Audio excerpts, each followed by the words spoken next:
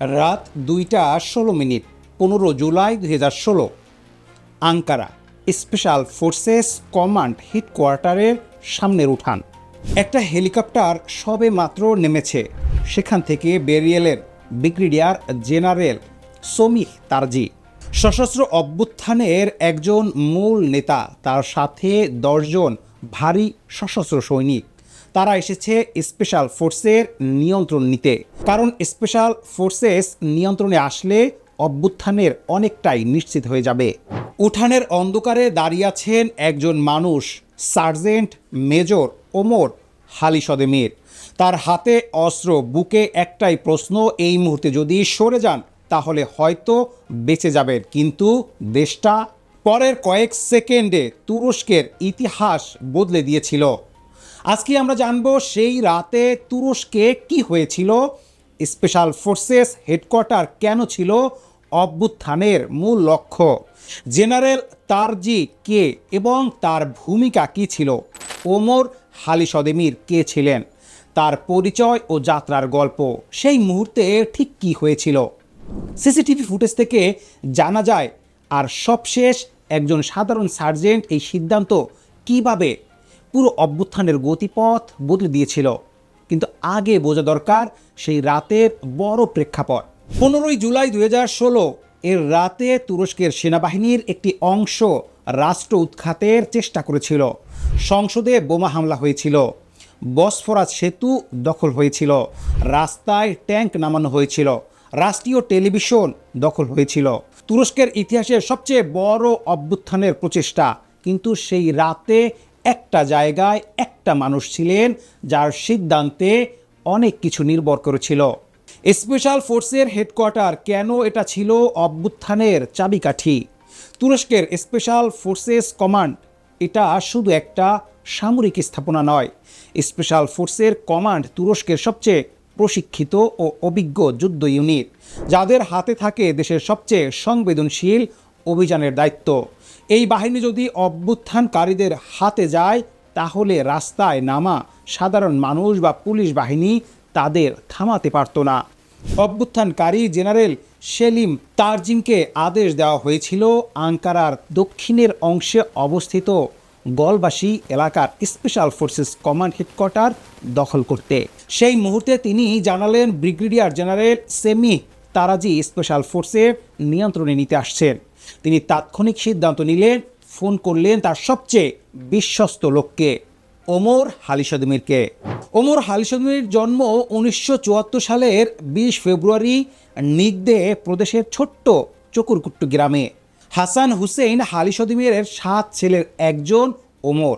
ছোটবেলায় গ্রামে মেষ চড়িয়েছেন, স্কুলের পর মাঠে কাজ করেছেন। 1999 সালে তুরস্কের সশস্ত্র বাহিনীতে পদাতিক নন কমিশন অফিসার হিসেবে যোগ দেন। পরে স্পেশাল ফোর্সেস নির্বাচন হন।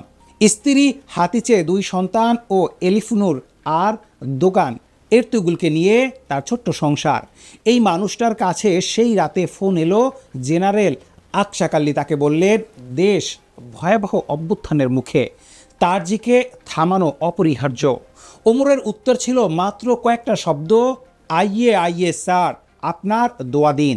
তিনি জানতেন এই আদেশ পালন করলে বেঁচে ফেরার সম্ভাবনা প্রায় শূন্য, তবু তিনি রাজি হলেন। রাত 2টা 16 মিনিট ব্রিগেডিয়ার জেনারেল সমীহ তারজি দিয়ার বাকিরের একটি সামরিক ঘাঁটি থেকে হেলিকপ্টারে করে আঙ্কারা এসে হেডকোয়ার্টারের ঠিক বাইরে নামলেন। তার সাথে 10 জন ভারী সশস্ত্র সৈনিক ও অফিসার। তারা কম্পাউন্ডে ঢুকলেন। ওমর সামনের উঠানে অপেক্ষা করেছিলেন। এখানে একটা বিষয় বোঝা দরকার। তারজি আফগানিস্তানে ওমরের সাথে 5 বছর কাজ করেছিলেন। তিনি ধরে নিয়েছিলেন ওমর তাকে চেনে, সেই চেনা পরিচয়ের সুযোগে সে সরে দাঁড়াবে। কিন্তু ওমর সরলেন না। তারজিকে দেখার সাথে সাথেই ওমর লুকোনো জায়গা থেকে বেরিয়ে একদম কাছ থেকে মাথায় গুলি করলেন। সিসিটিভিতে সেই মুহূর্তটা ধরা আছে। তারজি পড়ে গেলেন, কিন্তু তারজির সাথে থাকা সৈনিকরা সাথে সাথেই ওমরকে লক্ষ্য করে গুলি চালালো। মেজর ফাতিহ শাহিন পেছন থেকে 12টি গুলি করলেন। তারপর মিহরালি আতমাজা শেষ গুলিটি করলেন। ওমর হালিশদেমির মোট 15টা গুলিতে মারা গেলেন, বয়স 42। তারজি মারা গেলেন, তার দল ছত্রভঙ্গ হলো। স্পেশাল ফোর্সেস কমান্ড হেডকোয়ার্টার অভ্যুত্থানকারীদের হাতে যায়নি। সারা দেশ অভ্যুত্থানকারীরা, সাধারণ মানুষ, পুলিশ ও বিশ্বস্ত সামরিক বাহিনীর প্রবল প্রতিরোধের মুখে পড়ল। অভ্যুত্থানের পর জন্ম নেওয়া শত শত শিশুর নাম রাখা হলো ওমর হালি সদমির। লক্ষ লক্ষ মানুষ তার কবর জিয়ারত করতে পাগল হয়েছিলেন। পার্ক, স্কুল, সড়ক তার নামে। যখন ওমরের সেই মুহূর্ত সিসিটিভি ফুটেজ প্রকাশ পেল, সাধারণ তুর্কি মানুষ কেঁদেছেন, কারণ এই মানুষটা জানতেন তিনি বাঁচবেন না, তবু এগিয়ে গিয়েছিলেন। এই গল্পটা শুধু তুরস্কের নয়, বাংলাদেশেরও ইতিহাসে এমন মুহূর্ত আছে। 1971 সালের 25শে মার্চে যখন পাকিস্তানি সেনাবাহিনী আক্রমণ করেছিল, তখন চট্টগ্রামের ইস্ট বেঙ্গল রেজিমেন্টের বাঙালি সৈনিকরাও একই রকম সিদ্ধান্তের মুখোমুখি হয়েছিলেন। আদেশ মানা মানে মৃত্যু, কিন্তু মানলে দেশের স্বাধীনতার স্বপ্ন মরে যায়। সেই সৈনিকরাও এগিয়ে গিয়েছিলেন। ওমর হালি সদমিরের গল্প আমাদের মনে করিয়ে দেয়, প্রতিটা গণতন্ত্রের, প্রতিটা সার্বভৌমত্বের পেছনে থাকেন কিছু মানুষ, যারা জেনে শুনে নিজেকে শেষ করে দিয়ে দেশকে বাঁচিয়ে যান। এরদোগান পরে বলেছিলেন, তুরস্ককে সেই রাতে ওমর বাঁচিয়েছিলেন। 15 জুলাই তুরস্কে এখন গণতন্ত্র ও জাতীয় ঐক্য দিবস।